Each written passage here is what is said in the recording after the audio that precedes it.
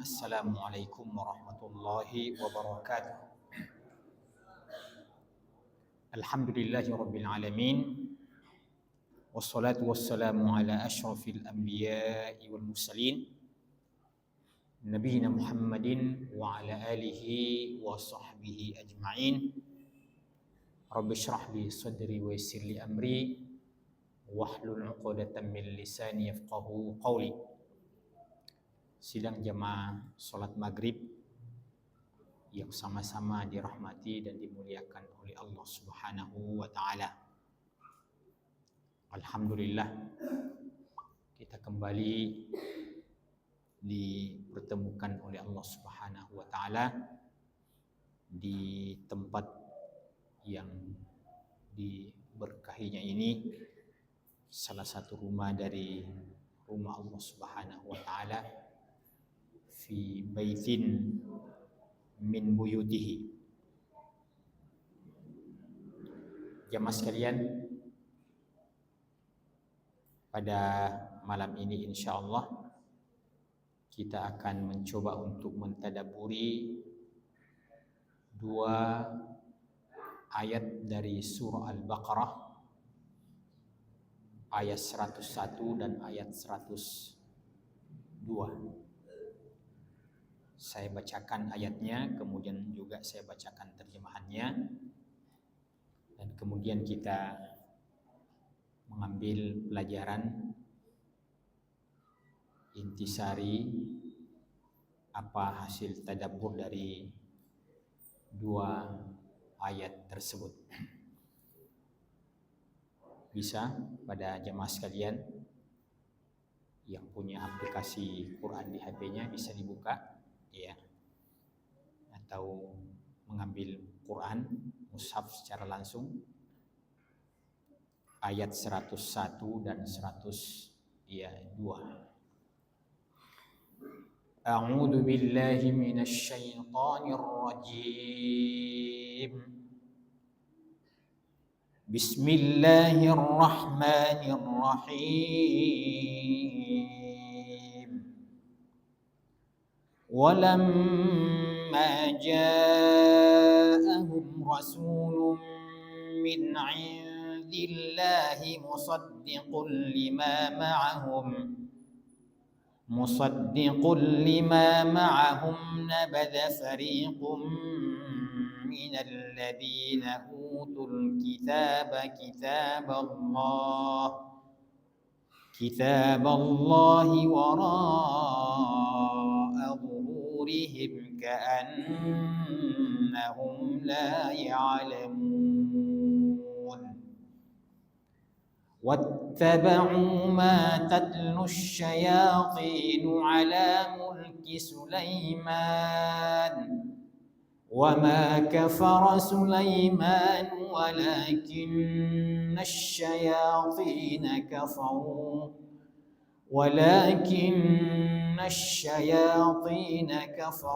yu'allimuna an-nasa as-sihra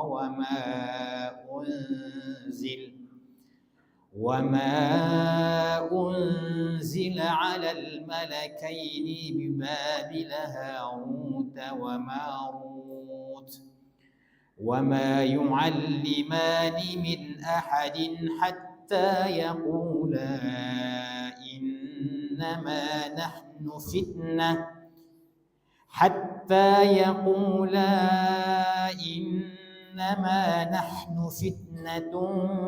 فلا تكفر فيتعلمون منهما ما يفرقون به بين المرء وزوجه وما هم بضارين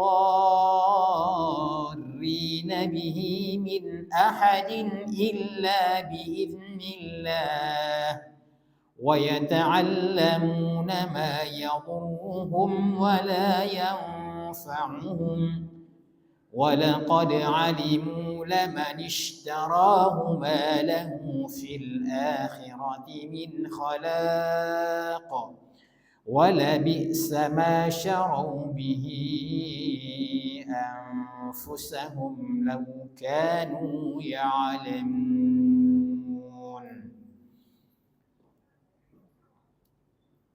terjemahannya, dan setelah datang kepada mereka seorang rasul, maksudnya Nabi Muhammad sallallahu alaihi wasallam, dari Allah yang membenarkan apa yang ada pada mereka. Sebagian dari orang-orang yang diberi kitab Taurat melemparkan kitab Allah itu ke belakang punggung mereka, seakan-akan mereka tidak mengetahuinya. Dan mereka mengikuti apa saja yang dibacakan oleh setan-setan pada masa kerajaan Nabi Sulaiman. Sulaiman itu tidak kafir, tetapi setan itulah yang kafir.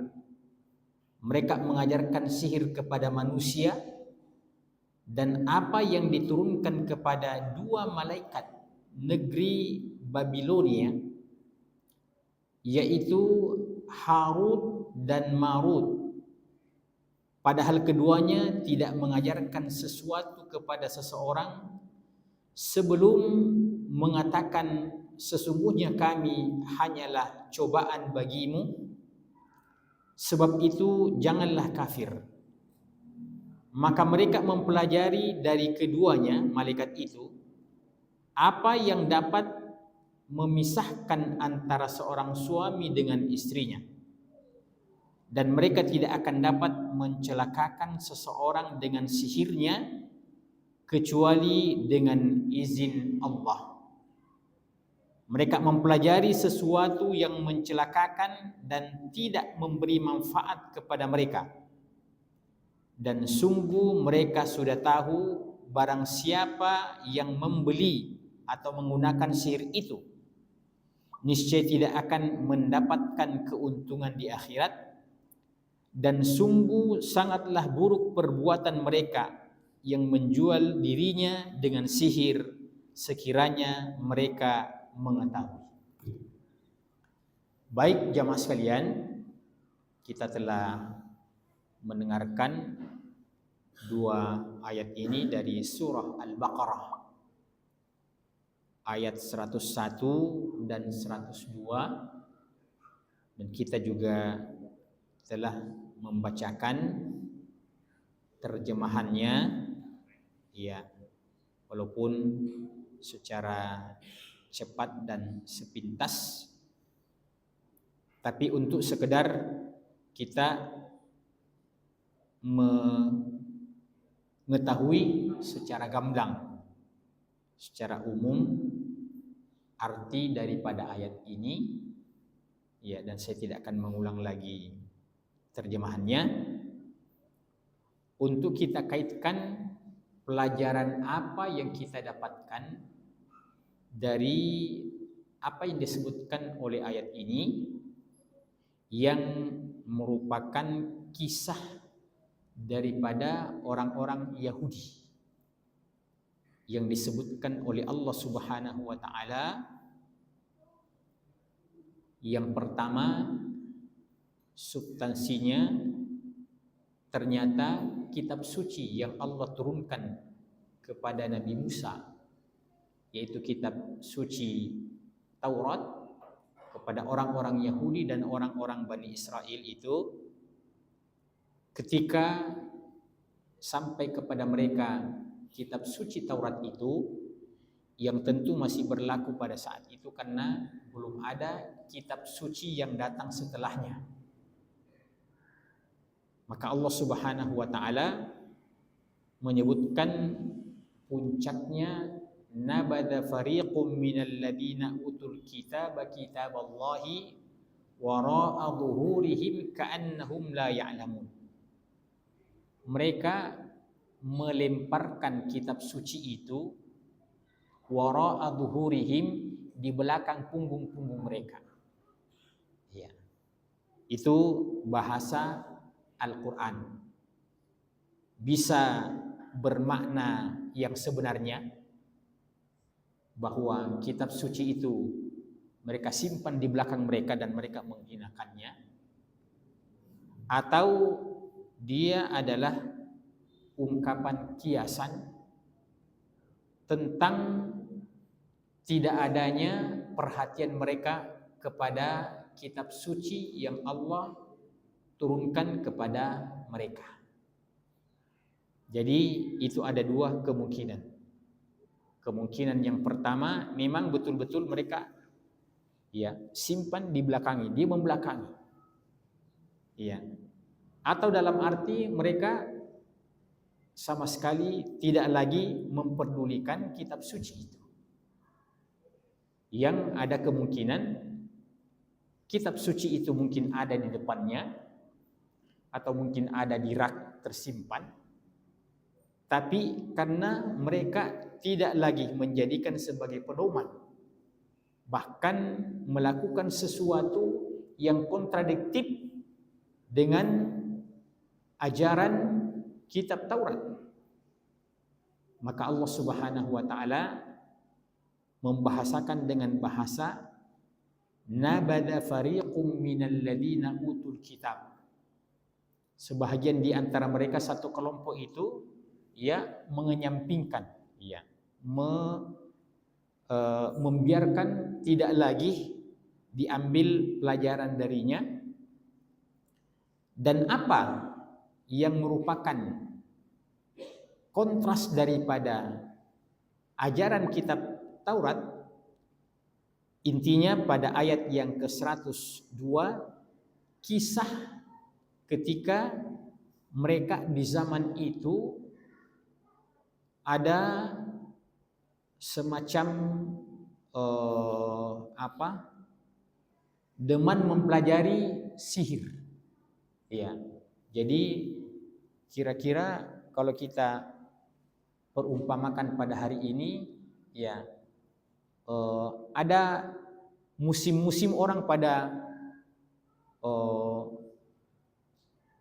cenderung ke sana semuanya. Sesuatu yang bersifat musiman, sesuatu yang bersifat musiman. Pernah kalau tidak salah waktu zaman Covid dulu, orang suka ada, kalau saya tidak ingat, beberapa waktu yang lalu itu, kalau tidak salah bertepatan dengan musim Covid itu,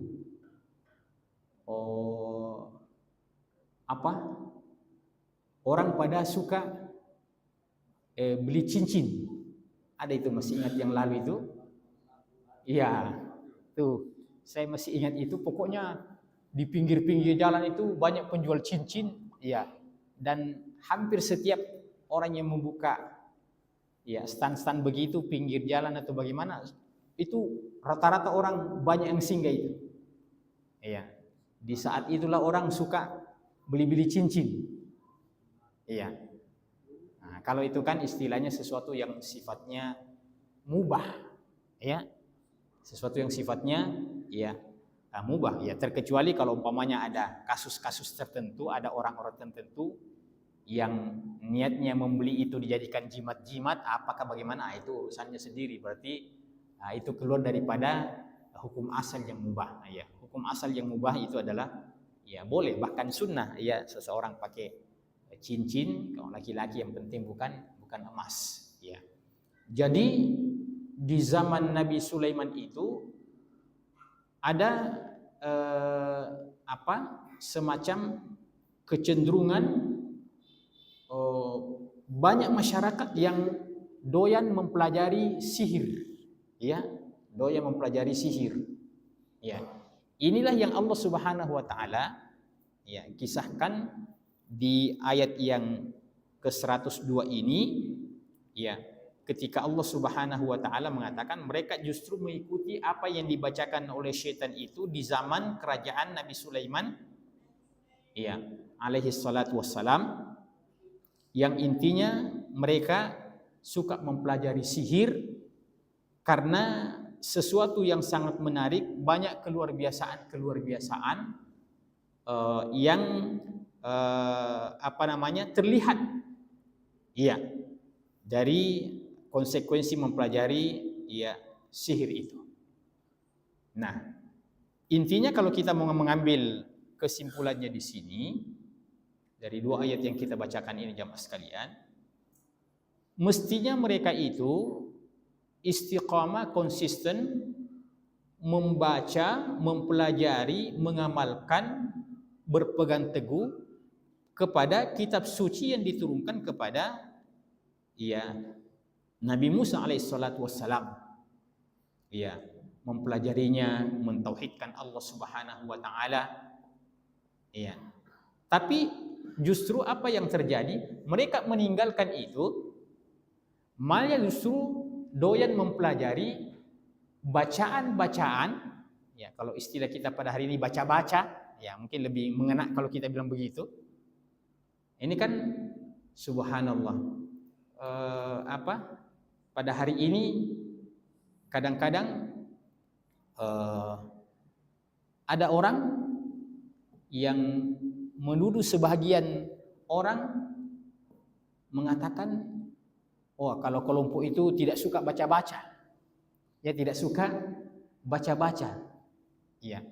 Kalau kita ingin meluruskan itu, masya Allah, kita orang Islam yang istiqomah inilah yang benar pemahaman kita ini paling banyak baca-bacanya, Pak. Paling banyak baca-bacanya. Ya. Yang pertama kita maksudkan ini, kita orang Islam inilah yang paling banyak membaca Al-Quran. Ya. Itulah baca-baca yang tertinggi, Pak. Ya. Tapi istilah baca-baca kalau pada hari ini Pak, identik berkonotasi sesuatu yang diajarkan mungkin oleh dukun, yang diajarkan oleh tukang sihir, ya, yang mempelajari pada orang-orang tertentu, ya, yang mungkin orang yang didatangi itu kalau kita melihat dari sisi latar belakang pendidikannya, betul-betul orang awam, ya, tapi dia memiliki magnet yang mampu menarik orang. Iya. Saya pernah betul ketemu di salah satu tempat, Pak. Ya, di daerah ya Goa sana. Iya. Saya singgah di satu tempat, ya. Dan saya tahu bahwa bapak pemilik rumah ini adalah orang yang tidak berpendidikan. Ya, bukan berarti bahwa saya menyebutkan itu saya menyepelekan. Maksudnya saya tahu dia sebagai orang awam. Sebagai orang awam. Nah, suatu ketika saya singgah, ya, karena saya suka singgah di tempat itu, ada hajat, ya. Beliau itu biasa menghubung-hubungkan orang kalau ada yang mau beli tanah. Nah, waktu itu ada urusan yang berkaitan dengan itu, saya singgah di situ. Ya. Kebetulan ketika saya singgah, ya, pada sebuah momen, tiba-tiba saya lihat ada seorang bapak-bapak yang berpakaian rapi, ya, yang saya lihat ini kalau saya lihat dari sisi penampilannya orang berpendidikan lah. Iya. Orang berpendidikan. Ya. Akhirnya sedikit demi sedikit saya masuk, saya ngobrol. Iya. Ternyata betul, Pak. Beliau salah seorang dosen di salah satu perguruan tinggi, ya, di Makassar ini. Saya tidak sebutkan. Ya. Pokoknya di salah satu perguruan tinggi. Ternyata dosen di salah satu perguruan tinggi. Iya. Berarti kan orang berpendidikan. Ya, orang kampus. Mendatangi orang awam ini, Pak, yang kalau saya bisa katakan yaitu maklar tanah lah. Iya. Iya. Cerita punya cerita, ya, secara pelan-pelan saya masuk. Ternyata Pak dosen ini mendatangi orang ini itu memposisikan orang ini sebagai dukun, dan dia datang bertanya karena ada barang yang hilang. Ada barangnya yang hilang. Iya. Karena saya tahu bahwa beliau ini orang berpendidikan, ya walaupun bukan belatar pendidikan ilmu syar'i, ya dosen lah di perguruan tinggi, mungkin dosen matematika, IPA dan sebagainya, begitu ilmu umum.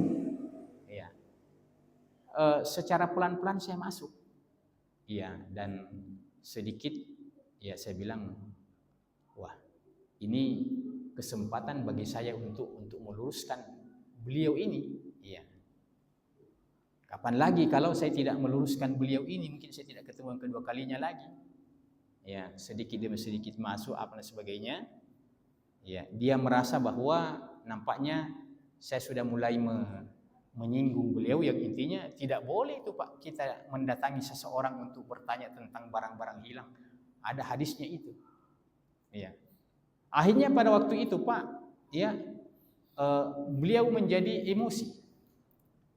Beliau emosi apa? Ya, saya bilang siapa yang mau menjadi penengah ini? Ya, siapa yang mau menjadi penengah ini?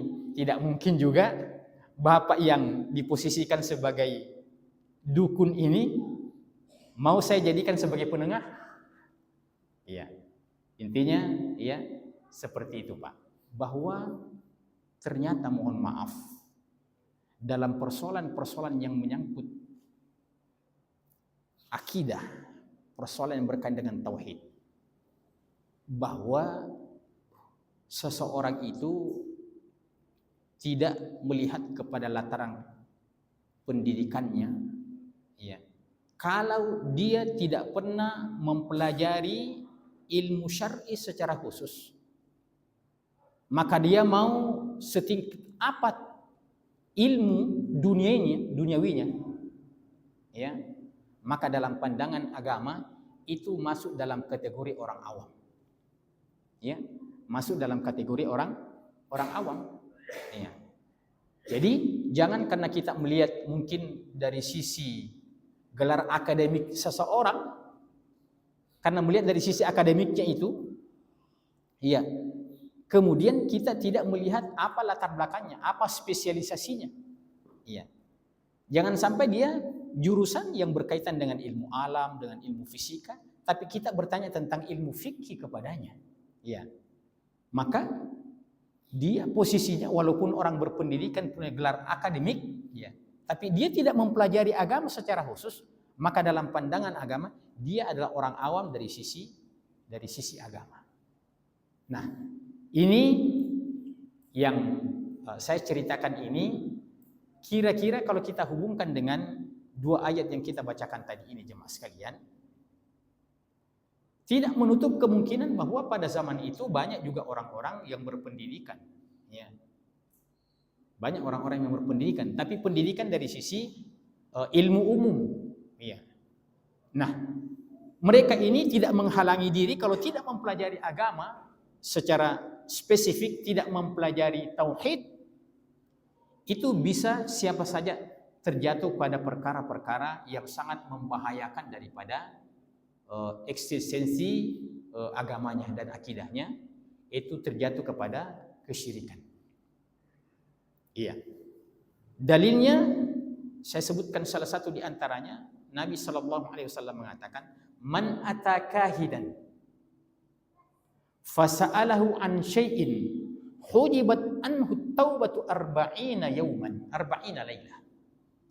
Barang siapa yang mendatangi dukun-dukun, ya, mendatangi dukun-dukun yang bertanya tentang sesuatu, ya.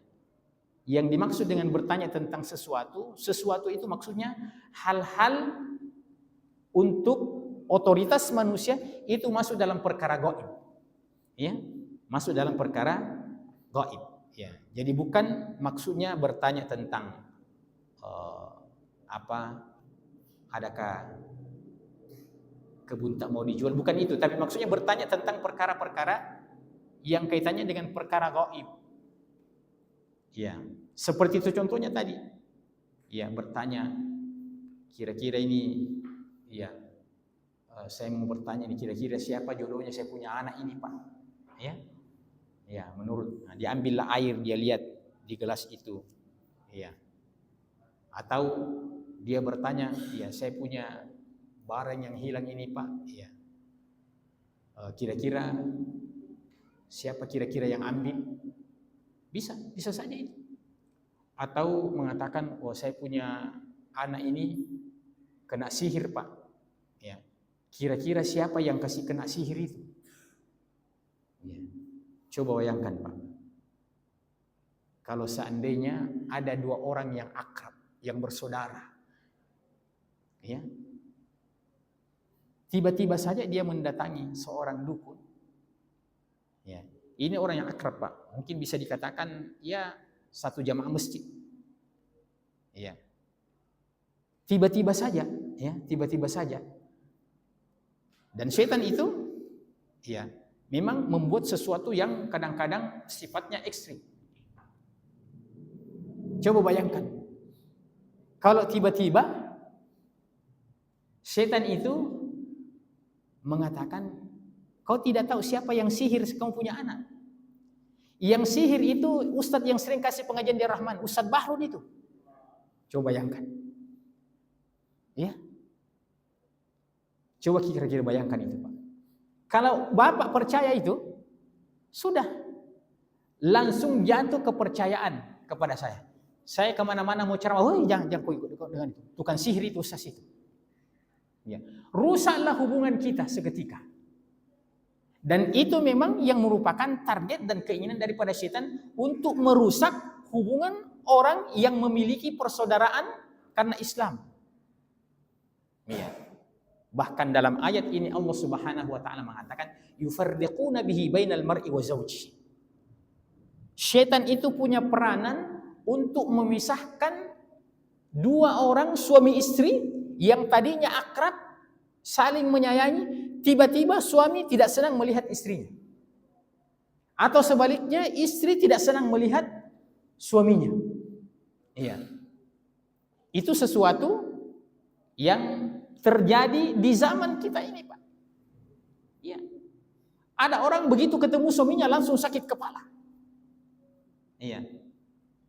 Atau melihat istrinya, iya, langsung sakit gigi. Iya. Itu bisa terjadi. Ya. Ini bukan penyakit-penyakit fisik, tapi dia ada merupakan peranan setan yang membuat seorang suami yang mungkin dari sisi fisik tidak ada sesuatu yang kurang dari istrinya itu, tapi setan ini mampu menghiasi daripada istrinya itu perempuan yang paling jelek dalam pandangannya adalah istrinya. Iya. Sebaliknya jamaah sekalian, mungkin ada tetangganya dari sisi fisik biasa-biasa. Iya. Saya tidak ingin mengatakan jelek. Iya. Tapi karena kemampuan setan itu untuk membuat sihir, iya, yang ada di rumahnya yang halal, justru itu yang dia tidak tertarik padanya. Justru yang di luar rumah itu dia lebih tertarik padanya. Itu adalah kerja syaitan. Ya, itu adalah kerja syaitan. Iya. Maka ada kisah orang dulu jamaah sekalian, ada kisah orang dulu yang lama sekali baru dia menentukan pilihannya untuk menikah. Untuk dia menikah. Singkat cerita, setelah dia menikah, ternyata tidak lama pernikahannya itu dia talak lagi istrinya, dia ceraikan istrinya. Ya, dia ceraikan istrinya. Ya. Intinya laki-laki ini, Pak, ya. Mudah-mudahan tidak ada di antara kita yang begini. Pokoknya kerjanya itu menikah, mentalak, menikah, talak, menikah, talak. Bayangkan, Pak. Ya, yang kita mau itu kalau seandainya boleh, ya, menikah pertama, menikah lagi, tapi tetap dipertahankan yang pertama. Ya. Kalau ini menikah yang kedua lepas yang pertama, menikah yang kedua lepas menikah yang ketiga lepas yang kedua. Jadi menikah, talak, ya, lepas, semua lepas itu, Pak. Ini yang diceritakan dalam kisah ini. Iya. Jadi tidak pernah dia bersama dengan istrinya itu dalam jangka waktu lama. Menikah cerai, menikah cerai, menikah cerai. Iya. Akhirnya dia mendatangi salah seorang, ya kira-kira kalau istilah kita pada mendatangi salah seorang ustadz. Iya. Mendatangi salah seorang kiai yang ingin curhat. Iya, yang ingin curhat. Iya. Dia bilang, bagaimana saya ini, Ustaz? Bagaimana saya pakai? Tidak pernah bisa langgeng saya punya rumah tangga. Pokoknya nikah talak, nikah talak, nikah talak. Iya. Kira-kira apa yang menimpa saya? Maka Pak Kiai ini, ya, memberikan semacam realita dan kenyataan bahwa sebenarnya bagi kamu ini ada satu penyakit yang andaikan kau mampu untuk menjaga itu, kau akan menjadi orang yang langgeng dalam rumah tangga. Tapi manakala kau tidak menjaga itu, maka kau akan terus seperti itu. Iya. Artinya nanti kalau kau tidak berhenti dari penyakitmu itu, nikah talak, akhirnya semua wanita di dunia ini kau nikahi semuanya. Kau sudah pernah nikahi semuanya. Nah, itu kan pengandaian yang tidak mungkin. Tapi saking parahnya penyakitnya ini, beliau ini yang menikah talak ini, sampai Pak Kiai itu mengatakan, andaikan kau menikahi seluruh wanita di permukaan bumi ini, dan pada akhirnya kau nikahi wanita yang terakhir. Nah, jadi semua wanita itu sudah janda semua, gara-gara dia ini satu orang. Bayangkan itu, Pak. Kau nikahi wanita yang terakhir. Terus setelah itu tidak lama kau sama-sama dengan dia, kau talak lagi karena tidak ada yang cantik dalam pandangan. Iya. Terus setelah itu masih ingin menikah, tapi tidak ada lagi wanita. Tidak ada lagi wanita. Kan sudah kau dinikahi semuanya, dan kau tidak akan mungkin kembali kepada yang kau telah nikahi tadi. Iya. Maka pada akhirnya yang kebetulan pada waktu itu yang tersisa adalah seekor anjing gila betina yang lewat di depan rumahmu. Lewat seekor anjing gila betina di depan rumahmu. Sementara kamu masih punya hasrat untuk menikahi wanita, tapi kan sudah habis. Kebetulan yang lewat di depan rumahnya katanya itu adalah seekor anjing gila, dan pada akhirnya dia tertarik pada seekor anjing gila itu. Coba bayangkan. Sampai seperti itu parahnya penyakit orang ini, tidak ada lagi wanita yang tersisa dalam hidupnya itu, sementara hasrat dan syahwatnya itu masih ingin disalurkan, tapi tidak ada lagi. Yang tersisa adalah seekor anjing gila betina yang lewat di depannya. Maka pada akhirnya dia tertarik untuk menikahi daripada anjing gila itu. Nah, apa intinya jamaah sekalian? Kalau ini itu karena akibat tidak memelihara pandangan. Itu karena akibat daripada tidak memelihara pandangan. Nah, ini menjadi pelajaran bagi kita, Pak. Bahwa kalau kita ini sudah dikaruniai istri yang solihah, yang taat pada suaminya, yang menjaga sholatnya, yang puasa pada bulan Ramadan, tidak ada yang kurang, apa yang disuruhkan ada perintahkan. Tapi ternyata kita sebagai seorang suami masih ada rasa ketidakpuasan pada pasangan kita itu. Maka salah satu di antara bentuk introspeksi yang perlu kita hadirkan pada diri kita, jangan sampai salah satu di antara sebabnya apa yang menimpa daripada laki-laki tadi ini yang menikahi seluruh wanita di dunia dan tidak tersisa lagi terkecuali yang terakhir seekor anjing gila yang pada akhirnya dia tertarik pada itu. Nah, apa yang saya ingin katakan, Pak? Kalau syahwat dan hawa nafsu ini yang menguasai diri kita, maka sesuatu yang indah yang halal, sesuatu yang indah dan halal itu bisa dihiasi oleh setan menjadi sesuatu yang paling tidak indah dalam pandangannya.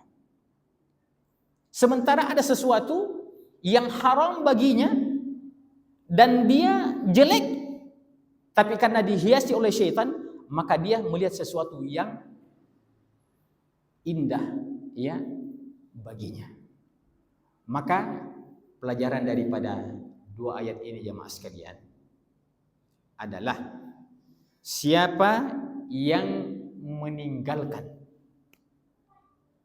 sesuatu yang bermanfaat dan halal, maka Allah akan mengujinya dengan dialihkan kepada sesuatu yang membawa mudarat bagi dirinya.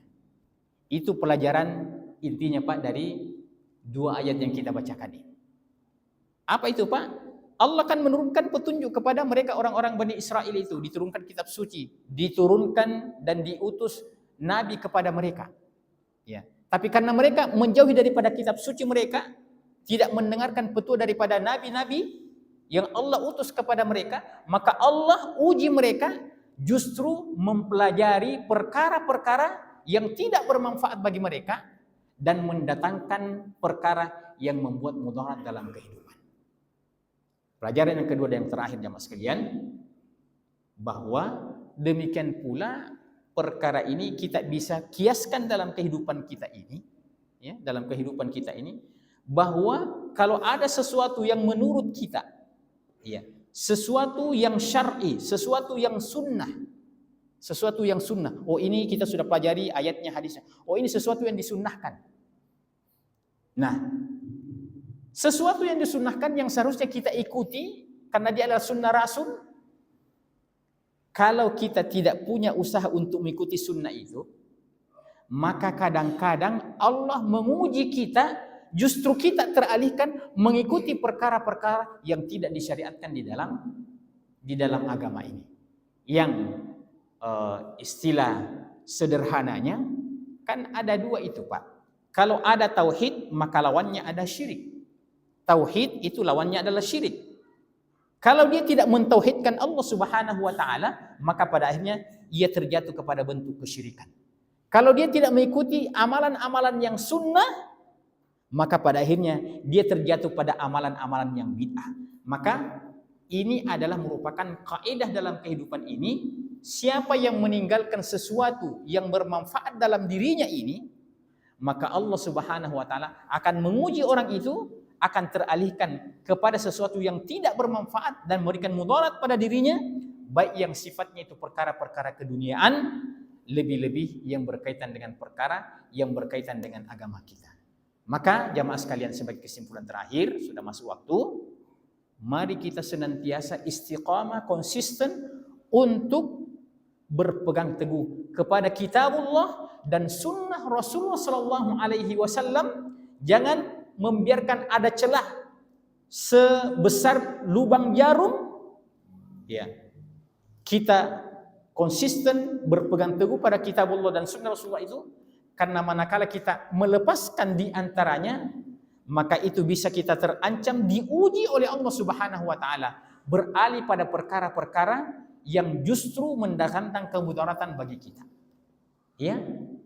Kalau dia tidak bertauhid kepada Allah, dia akan terjatuh kepada kesyirikan. Kalau dia tidak mengikuti sunnah, justru dia mengikuti perkara-perkara yang tidak disunnahkan dalam kehidupan ini. Demikian jemaah sekalian, semoga bermanfaat. Subhanakallahumma wa bihamdika, asyhadu an la ilaha illa anta, astaghfiruka wa atubu ilaik, wa akhiru da'wana alhamdulillahi rabbil alamin.